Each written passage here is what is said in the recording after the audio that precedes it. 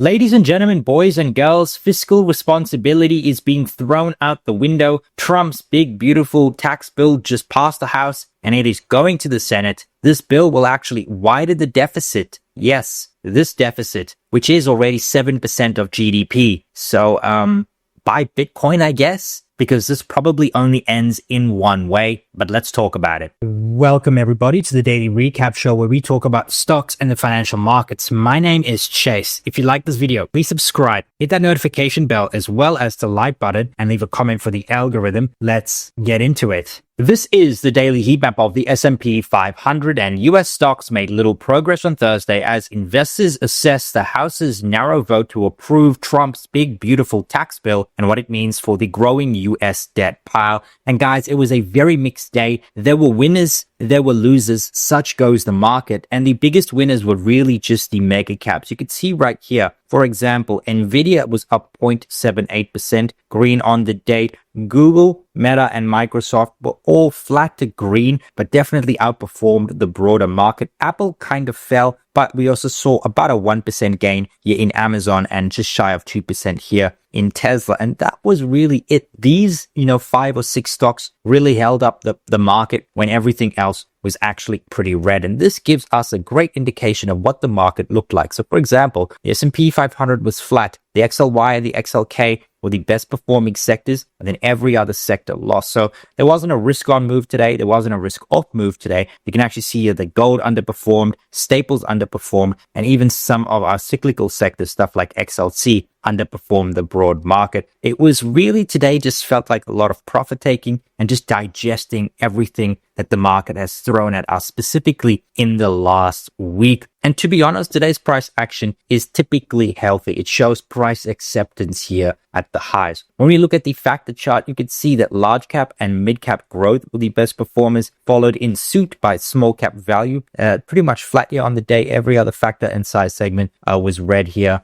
on the day in core, and growth in smalls, mid caps, and large caps too. So a very bifurcated day, a very mixed day. And it all stemmed off Trump's bill. Now, the House of Representatives passed Trump's tax bill on a 215 to 214 vote. So very, very slim margins right here. The bill will now go on to the Senate committee. However, they need 60 votes in the Senate. They probably won't get that based on the votes they saw here in the House. So the Republicans will probably only get 53, maybe 54 votes. So to get this bill across, they're going to have to take it into reconciliation, and then they'll get the bill approved. That being said, it does look like we are going to see a widening of the deficit, further deficit spending with this tax bill, especially as it pertains to SALT caps, which is the state and local tax deduction. So this was really, this really moved markets. The market is still undecided as to how this is going to affect the fiscal outlook of the United States. But we did get economic data, and I dare say it was actually really good. I mean, we got the initial jobless claims right. This actually beat expectations, 227 versus 230,000, the consensus. So this is really, really good. It shows that the labor market continues to remain tight and there isn't actually strain just yet. And then the composite PMIs, right? So the composite PMI, which consists of the manufacturing and services, so goods and services, manufacturing sectors, the composite came in at 52.1. The forecast was for 50.4. So we smashed the estimate right here in the composite PMI. And that's because the manufacturing PMI and the services PMI beat their relevant consensus expectation. Very, very strong momentum in the manufacturing sector. However, that was all weighed down by what we saw here in the housing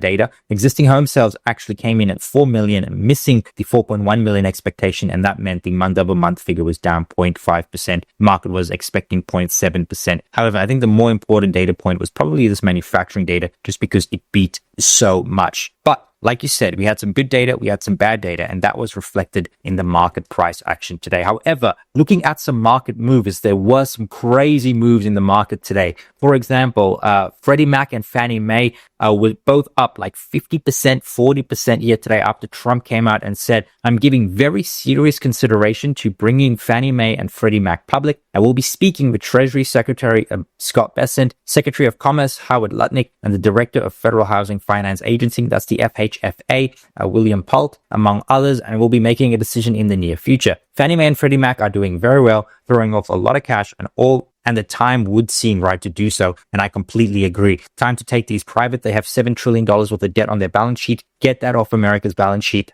Get them into the public markets and have investors put that money to work. Other massive market movers were some of these cloud computing names. And I'm not joking with you when I say this. The reason why these moved up is because the IonQ CEO said in an interview that he is looking, or his company is looking to be the NVIDIA of quantum computing. And these stocks absolutely rocketed to the upside, up like 20%, some of them 50% in these smaller names. And like some of these stocks are trading at 50 times sales on 2032 earnings. So absolutely insane what's actually happening with these names. I want to short them, but I won't. Another market mover grounded in its earnings was Advanced Auto Parts. Now, this company put up a double beat and raised and coming off nosebleed valuations, they were up 58% on the day. Absolutely insane. I mean, the stock was like $40 just yesterday. Now, near the $50 mark.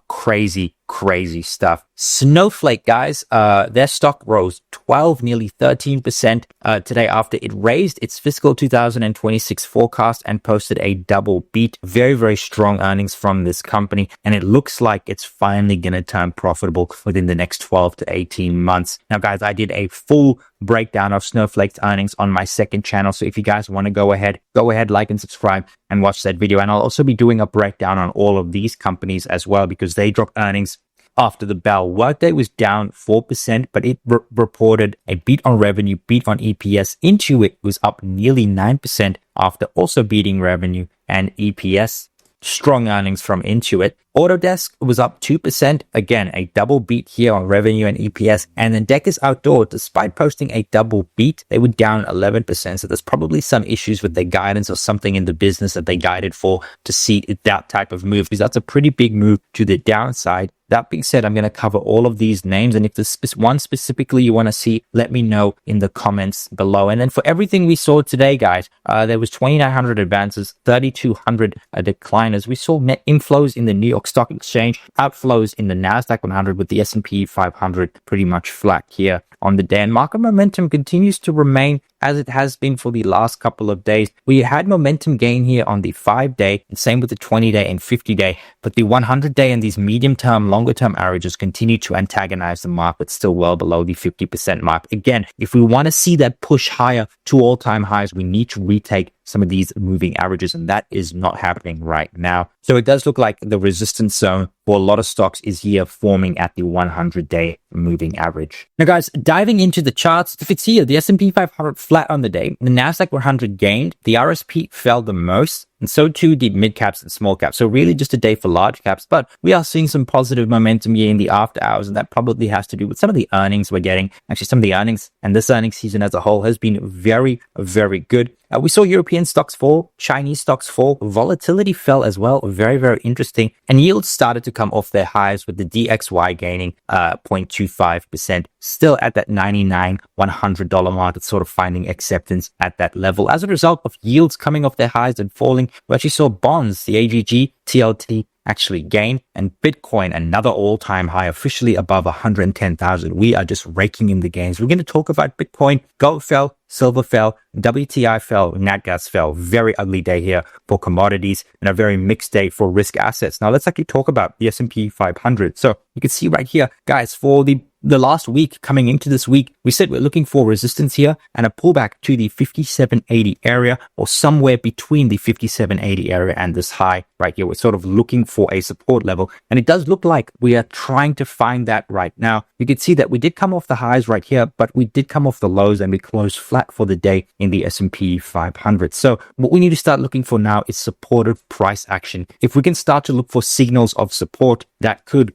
be like a thrust off the lows, or maybe broad market participation. If we can start to see some of those signals, then we could actually look to, hey, maybe we found a bottom, and then make the next move to the upside, and then go ahead and retake this high right here in the S&P 500. But we first need to find those indicators of support Once we see those, then we can say, hey, the bottom's in. And with all of that happening, we need to hold this 57.80 area right here. If we break below this, we're going to go target this range right here, the 5600. So we need to find support very, very quickly, and it needs to be above the 57. How you know that is the case? You're looking for a daily close, potentially a weekly close above the 57.80 area. So that's what we're looking for this week. If we can get a close above the 57.80 area with some indicators of support, Bob's your uncle, and then we probably go ahead and retake some of these highs that we made here just last week. Very constructive price action, doing exactly what I said it would. But again, if we break this 57.80 area, we're going right down to fill this gap at the 56.77, potentially as low as 5600. That being said, again, very constructive price action. The sell-off has been fairly orderly. Look, yesterday was a bit of a dumpster fire, don't get me wrong, but that tends to happen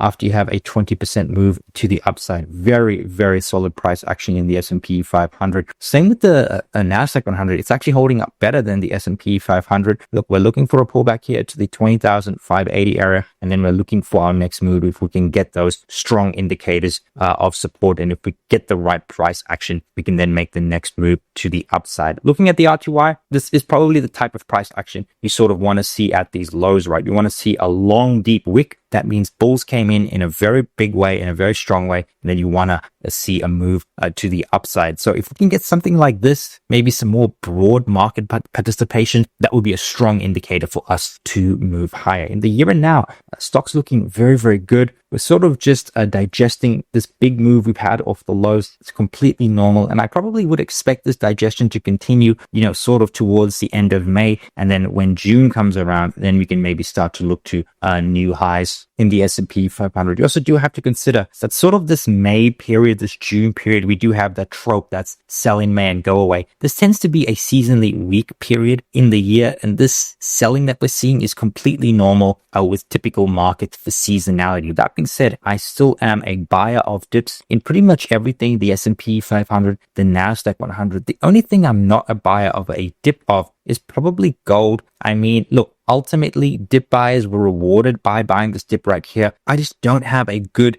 outlook on gold at the moment, especially as we get peace deals, especially as we get trade deals, especially as a lot of this uncertainty begins to unwind. And we can start to see this is starting to look like a downtrend right here. We put in a high. This is now a higher low, and it looks like we're putting in another higher low. If we then go ahead and break this low, right, that would be a lower low, and then we're very, very clearly in a downtrend. So with gold bulls probably not happy with this price action, you probably wanted a stronger move to the upside. And if gold bulls can't go ahead and break above the 3,400 area or like the 3,450, that area in gold, it does look like we're going to put in another lower high. This is called a trifecta lower high. And then we could probably go lower from there, especially breaking this low right here.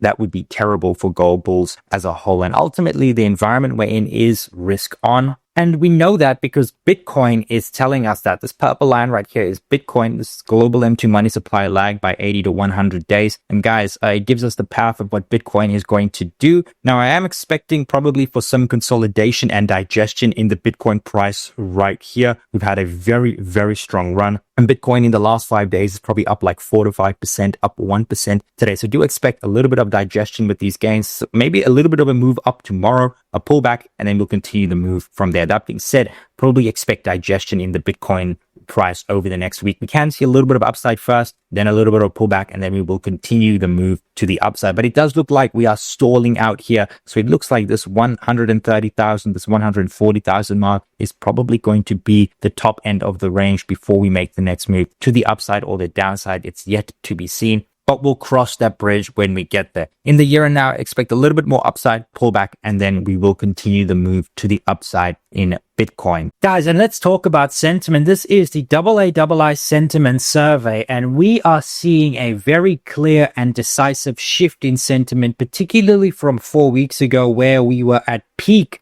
pessimism. This was kind of the lows we had a couple of days before this survey got released was the lows in the S&P 500. Bullish sentiment was at 20%. In other words, only 20% of individuals were bullish on stocks over the next 6 months. And we've seen a gradual shift from 20 to 37%, and bearish sentiment has ticked down in a very, very big way as well. However, with bullish being at 37 and bearish being at about 37 as well, we are roughly at the historical averages. So while we have seen bullish sentiment signal greater optimism among investors, there still is that bearish undertone that underpins this entire market. Now, the reason why we've seen this bullish momentum in the last couple of weeks has purely been because of, I think, money on the sidelines and the market having a bit more tariff visibility. You can see here that the weekly changes in money market funds was at peak pessimism here in late April at negative 125 billion. This is where we put in the low. And if we actually have a look at a similar time period in April 2024, when we saw very similar outflows, right, that was often an indicator of a very strong bottom. Now, this rally that we've seen here in the last couple of weeks has been absolutely stellar. And in fact, coming off the lows, this could be one of the fastest recoveries from a bear market or near bear market ever. In just 2 months, it's actually less than that. It's about 7 weeks. We saw a near 19% recovery from the lows. The length of the recovery is undisclosed. There was no recession. It's looking like we're only going to get 1 quarter of negative GDP growth. And yeah, guys, you had about 6 full minutes to buy that dip. The average length of a bear market is about 11 months. The average recovery is about 19. So I'm assuming that the recovery year is going to be significantly shorter. It does look like we went from into a bear market to a new bull market, but there is some trouble on the horizon, and one of them is yields, guys. We had a very poor bond auction yesterday, which pushed the 10-year yield above the 4.5% mark. The 20-year treasury is at 5.1%. And generally speaking, when the 10-year gets above this mark right here, it can become an issue for low quality and sensitive stocks. And then above 5%, specifically in the 10-year, that's where it becomes a broad issue for the markets as a whole. And ultimately, what's going to determine the path for rates is the macro. Right now, the macro is looking pretty solid. Q2 GDP sitting at about 2.3%. It looks like that's what we are going to print. When you look at the unemployment rate, it's sitting at 4.2%. That is roughly full employment and a fairly tight labor market. And inflation, this is the US